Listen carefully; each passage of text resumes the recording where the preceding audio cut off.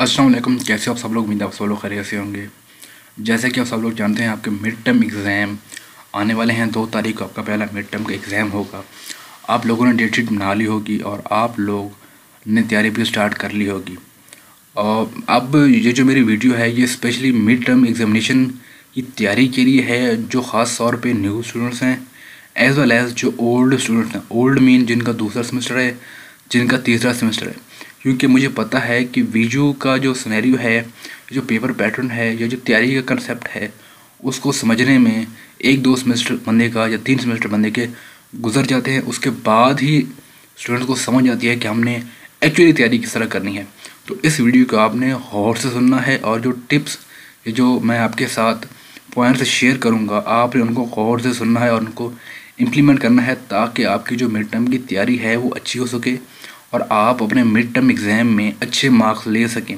इसके साथ साथ वर्चुअल यूनिवर्सिटी ने जो नई असेसमेंट स्कीम लॉन्च की है, उस असेसमेंट स्कीम के मुताबिक आपके मिड टर्म एग्ज़ाम में और जो आपकी सेमेस्टर एक्टिविटीज़ हैं उनमें 20% मार्क्स होने चाहिए, तभी आप लोग आपका जो फाइनल टर्म है वो अटैम्प्ट कर पाओगे। तो इस चीज़ को नज़र रखते हुए, इस चीज़ को मद्देनज़र रखते हुए हम लोगों ने या आप लोगों ने जो तैयारी है वो इस लिहाज से करनी है कि आपके मिनिमम 25% मार्क्स आपके आने चाहिए मिड टर्म के अंदर। और आपकी जो सेमेस्टर एक्टिविटीज़ हैं उनको काउंट करके, उनको मिला के आपके एटलीस्ट 20% से अबव 20% प्लस मार्क्स आपके आने चाहिए, ताकि आप लोगों को फाइनल टर्म में किसी किस्म की कोई मुश्किल का सामना ना करना पड़े। उसके साथ साथ जो आपका फाइनल टर्म है वो 60% इंक्लूड करेगा आपकी ओवरऑल जो वेटेज है। तो आपने उस लिहाज से भी आपने आपको प्रिपेयर रखना है। नाउ अब जो मैं बात करने जा रहा हूँ कि जब वर्चुअल यूनिवर्सिटी ने रिज़ल्ट वाली भौंकी मारी थी, रिज़ल्ट गंदा दिया था, काफ़ी ज़्यादा स्टूडेंट, बल्कि 90% बच्चे जो फेल हुए थे। कुछ लोग ये कह रहे थे, कुछ यूट्यूबर ये भी कह रहे थे, और कुछ स्टूडेंट्स से जिनके अच्छे मार्क्स आए थे, जो पास हुए थे, उनका कहना यह भी था कि जिन लोगों ने पास पेपर से तैयारी की थी सिर्फ उन्हीं के पेपर फेल हुए हैं, और जिन लोगों ने हैंड आउट से या जो वर्चुअल यूनिवर्सिटी की LMS पर वीडियोस पढ़ी हैं उनसे तैयारी की थी, वो लोग पास हो गए। तो अब मुझे ये बताओ कि पहले तो वर्चुअल यूनिवर्सिटी वालों को ये कैसे पता चला कि स्टूडेंट ने तैयारी कहाँ से की है? LMS से की है, हैंड आउट से की है, या पास पेपर से की है? तो ये तो एक मतलब चवल मारी है जिसने भी ये मारी है, जिसने भी ये न्यूज़ दिया, ये जो स्टेटमेंट थी फीडअप की थी सबसे पहले। नाउ अब आ जाए, मैं आपको डिफरेंस ये समझा दूं। जो LMS पर वीडियोस हैं और जो आपके हैंड आउट्स जो आपको इंस्ट्रक्टर प्रोवाइड करता है, कोई भी सब्जेक्ट हो, अब जो कुछ वीडियो लेक्चर में इंस्ट्रक्टर एक्सप्लेन करता है, जो भी चीज़ एक्सप्लेन करता है, वो एज इट इज़ आपको हार्ड फॉर्म में मिलती है हैंड आउट्स के अंदर। अगर आप लोग का इत्तेफाक हुआ हो जो आपकी जो LMS पर वीडियोस पड़ी हुई हैं उनको सुनने का, और जो आपके हैंड आउट्स हैं उनको आप रीड करें, तो वही वर्डिंग होती है इंस्ट्रक्टर की जो वो वीडियो में बोल रहा होता है, और एज इट इज़ आपको मिलती है हैंड आउट्स के अंदर। तो एक बात, जो पहली कन्फ्यूजन आप लोग ये ख़त्म कर लो कि वीडियो लेक्चर सुनने लाजमी हैं और हैंड आउट्स ना पढ़ें तो भी काम चल जाएगा। ये बिल्कुल बकवास है, जिसने भी आपको फीडअप किया। जो चीज़ वीडियो लेक्चर में इंस्ट्रक्टर बोलता है वही चीज़ आपको हैंड आउट्स में मिलती है। और अब कुछ सब्जेक्ट्स के वीडियो लेक्चर सुनना कंपलसरी थे, वीडियो वॉच करना कंपलसरी थी इस सेमेस्टर में। तो मुझे वो उम्मीद है कि आप सबने वो जो आपकी वीडियो लेक्चर्स हैं वो आपने लाजमी देखे होंगे, ठीक है। अगर वो आपने नहीं देखे तो आपके जो क्विज़ेज़ हैं, आपके जो असाइनमेंट्स हैं, एज वेल एज आपके जो मिड टर्म है, वो अटेंड नहीं कर पाओगे। नाउ अब आ जाएँ कि तैयारी किस तरह करनी है। वीडियो वॉच करनी है, हैंड आउट्स पढ़ने हैं, या पास पेपर पढ़ें, कहाँ से तैयारी करने? देखें, जो तैयारी है ना उसकी बाउंडनेस कोई नहीं है, कोई रिस्ट्रिक्शन नहीं है कि आप चाहे हैंड आउट्स पढ़ो, जो आपको और मटेरियल यूज़ करते हो तैयारी करने के लिए, चाहे वो इंटरनेट से हो, कोई भी नोट्स हो, आपका कंसेप्ट क्लियर होना चाहिए। वर्चुअल यूनिवर्सिटी देख रही है कंसेप्ट को कि स्टूडेंट्स का कंसेप्ट कितना ज़्यादा क्लियर है, जो उन्होंने क्वेश्चन पूछा है वो रेलेवेंट है या नहीं है, चाहे वो जहाँ से भी हो। जस्ट आपका आंसर रेलेवेंट होना चाहिए जो भी क्वेश्चन पूछा गया है उसके, ठीक है। और अब मैं आ जाऊँ आपके जो हैंड आउट्स हैं, अगर आपने वीडियो लेक्चर वॉच नहीं किए, जो स्टूडेंट्स जॉब करते हैं और जो टाइम नहीं दे पाते स्टडी को, जिन लोगों ने वीडियो लेक्चर नहीं देखे होते वो लोग अगर हैंडआउट्स को पढ़ते हैं, सही से पढ़ते हैं, तो सारा का सारा पेपर आपका आता है हैंडआउट्स के अंदर से। कुछ सब्जेक्ट्स का पेपर कंसेप्चुअल होता है, वो इधर उधर से भी क्वेश्चन आ जाते हैं, लेकिन 90% जो सब्जेक्ट्स के पेपर आते हैं वो हैंडआउट्स में से ही आते हैं। हैंडआउट से बाहर ना तो आपके एमसीक्यूज आते हैं, ना ही आपके शॉर्ट क्वेश्चन, ना ही आपके लॉन्ग क्वेश्चन। हाँ, कुछ सब्जेक्ट मैं रिपीट कर रहा हूँ कि कुछ सब्जेक्ट्स के कंसेप्चुअल क्वेश्चन भी आ जाते हैं जो कि बेस कर रहे थे कंसेप्ट पर, कि जो रेलिवेंट क्वेश्चन है उसका जो आप कंसेप्ट है, या कोई एक प्रोग्राम है या कोई एक सिनेरियो है, आपका कितना कंसेप्ट उस पर कंसेप्ट है आपका, आपका जो क्वेश्चन है वो अटैम्प्ट कर रहे हो आपकी कंसेप्ट के बेस पर। अगर आपने सही से हैंडआउट्स को गो थ्रू किया है, पढ़ा है, रीड किया है, तो आप लोगों को हैंडआउट्स के अंदर से ही बहुत सारे जो आपके एमसीक्यूज होते हैं उनके आंसर मिल जाते हैं, एज वेल एज आपके जो शॉर्ट क्वेश्चन होते हैं उनके आंसर आपको हैंडआउट से मिल जाते हैं, और वही अब देखें, रट्टा नहीं मारना होता ब्रिटिश यूनिवर्सिटी में कि एज इट इज़ आपने जो चीज़ हैंडआउट्स में लिखी हुई है आपने वही सेम एज लिख के आनी होती है आपके एग्जाम के अंदर। ऐसा नहीं होता। आपको अगर कंसेप्ट क्लियर हो गया है, आपका जो बात स्ट्रक्चर कहना चाह रहा है आपके हैंडआउट्स में वो आपको समझ आ गई है, तो आप उसको अपनी वर्डिंग में लिख सकते हो। अपनी वर्डिंग से मुराद ये नहीं कि आप रोमन उर्दू में लिखने बैठ जाओ, नहीं, या रोमन इंग्लिश में लिखने बैठ जाओ, नहीं। आपने उस जो आपका कंसेप्ट क्लियर हुआ है उसको आप अपनी वर्डिंग में आप इधर उधर से भी आप एग्जाम्पल जोड़ के आप इंस्ट्रक्टर को ये बात समझा देते हो कि जो आपने क्वेश्चन पूछा है, जो आंसर है इसके रेलेवेंट है, तो आपको मार्क्स मिल जाते हैं। ठीक है। नाउ अब मैं वापस आऊँगा, आपके जो हैंडआउट्स हैं अगर आपने गो थ्रू किए हैं तो आपको जो इम्पोर्टेंट एमसीक्यूज़ के रिलेटेड कोई भी लाइन होती है आप उसको हाईलाइट कर लेते हो, एज वेल एज आपकी जो कोई भी डेफिनेशन होती है उसको आप हाईलाइट कर लेते हो, तो वेल एंड गुड।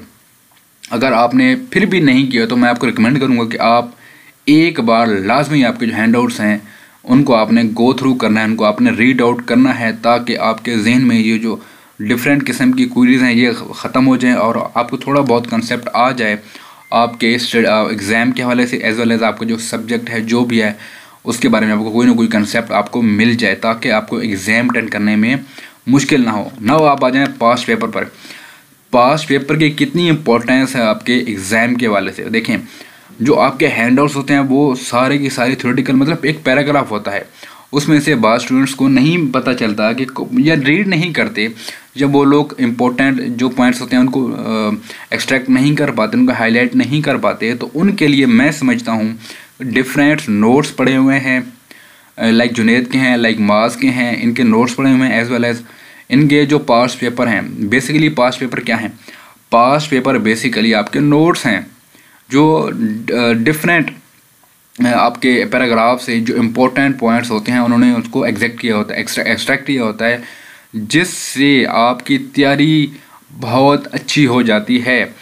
ज़रूरी नहीं होता कि वो पास्ट पेपर हो, ज़रूरी नहीं होता कि वो पहले भी पेपर आया हो, ऐसा नहीं होता। जस्ट होता ये है वो इम्पोर्टेंट एमसीक्यूज़ होते हैं जो जिसने भी वो बनाए होते हैं, लाइक माज है, लाइक जुनेद हैं, उन्होंने बनाए होते हैं, तो इसका मतलब ये नहीं होता कि वो पेपर पहले आ चुका है। वो जस्ट इम्पोर्टेंट जो आपके हैंडआउट्स में से पॉइंट्स होते हैं, इंपॉर्टेंट एमसीक्यूज़ होते हैं, उनको एक्सट्रैक्ट करते हैं और उनका एक नोट टाइप बना के वो आपको दे देते हैं, जिससे आप अपनी तैयारी कर पाओ।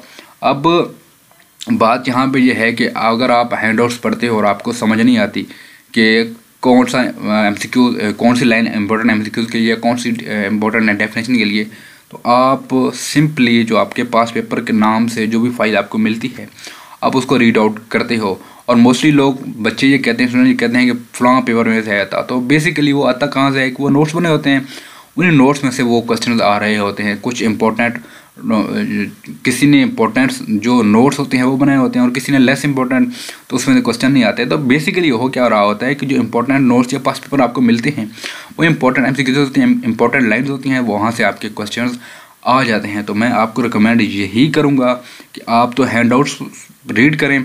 रीड करने के बाद जब आप सारे हैंडआउट्स को गो थ्रू कर लें और कोशिश करें कि आप उनमें से जो इंपॉर्टेंट लाइन्स हैं एमसीक्यूज़ के हवाले से और जो इंपॉर्टेंट डेफिनेशंस हैं आप उनको हाईलाइट करें, उनको समझने की कोशिश करें। अगर आप नहीं कर सकते वो, तो आप जो पास्ट पेपर आपको डिफरेंट मिलते हैं अथर्स के, आप उन पास्ट पेपर को डाउनलोड कर लें, उनको रीड आउट करें, उनको गो थ्रू करें। और मैं ये कह सकता हूँ कि आपका जो पेपर होता है, चाहे मिड टर्म को हो चाहे फाइनल टर्म को, आपका 30 to 40 या 50% और मोस्टली तो आपका 80% तक आपका पेपर उन नोट्स में से आ जाता है, जिससे आपका जो पेपर है अच्छा अटैम्प्ट हो जाता है। आप लोगों ने अपने जहन में ये बात नहीं रखनी कि पास पेपर में से पेपर नहीं आता, या मैं पास पेपर पढ़ के जाऊंगा तो पेपर नहीं आएगा, मैं फेल हो जाऊंगी, वट एवर जो भी आपके जहन में इस किस्म की कोई थ्योरी या इस किस्म की कोई क्वेरी आपके जहन में बिल्ड हो रही है या जनरेट हो रही है, तो उसने आपको साइड रखना है। आपने हैंड आउट्स रीड करने हैं सही से, उसके साथ साथ आपके जो पास पेपर हैं उनको आपने लाजमी रीड आउट करना है। उस अब वजह मैं बता रहा हूँ कि आपने के जो पास पेपर हैं उसको रीड आउट क्यों करना है। आप हैंड आउट्स रीड कर चुके हो, लेकिन आपने पास पेपर को क्यों रीड आउट करना है? क्योंकि कुछ ऐसे पॉइंट्स होते हैं जो आपको हैंड आउट्स में नहीं मिलते, कुछ ऐसे पॉइंट्स होते हैं जो आप मिस कर जाते हो।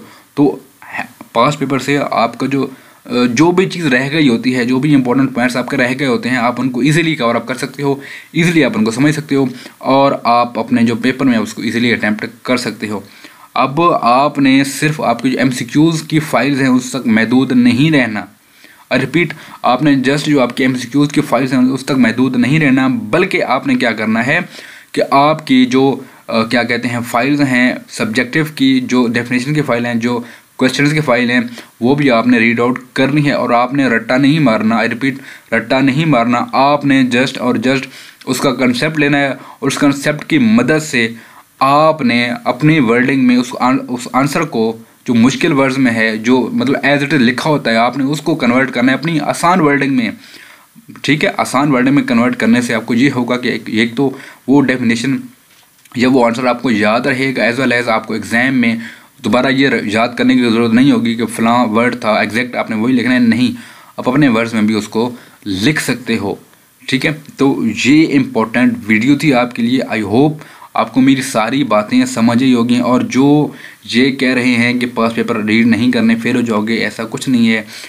जस्ट और जस्ट आपने उसको इस एस्पेक्ट से देखना है कि मेरी तैयारी हो रही है।